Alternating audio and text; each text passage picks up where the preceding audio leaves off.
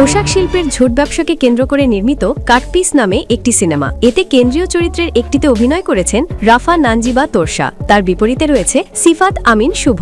সিনেমাটি নির্মাণ করেছেন ইফফাত জাহান মম।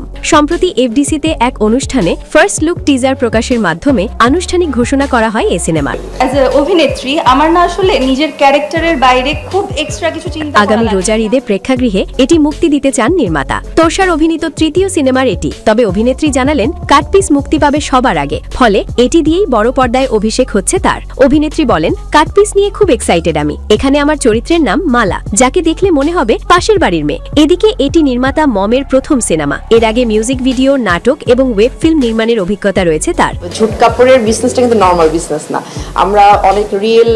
নিজের প্রথম সিনেমা নিয়ে মম বলেন, ঝুট মার্কেটে যাওয়ার অভিজ্ঞতা হয়েছিল আমার। সেখানকার বিষয় দেখে ইন্টারেস্টিং মনে হলো। ফিরে খোঁজ খবর নিলাম, মনে হলো পুরো এলাকা আর ব্যবসাটার মধ্যে অনেক কৌতূহল জাগানিয়া ব্যাপার আছে। পুরোটাই রাজনীতি আর ক্ষমতার ঠেলা। তাই এ নিয়ে সিনেমা বানানোর সিদ্ধান্ত নিই। অ্যাকশন ঘরানার সিনেমা হলেও এতে একটি প্রেমের গল্প আছে। আশা করি দর্শকদের পছন্দ হবে।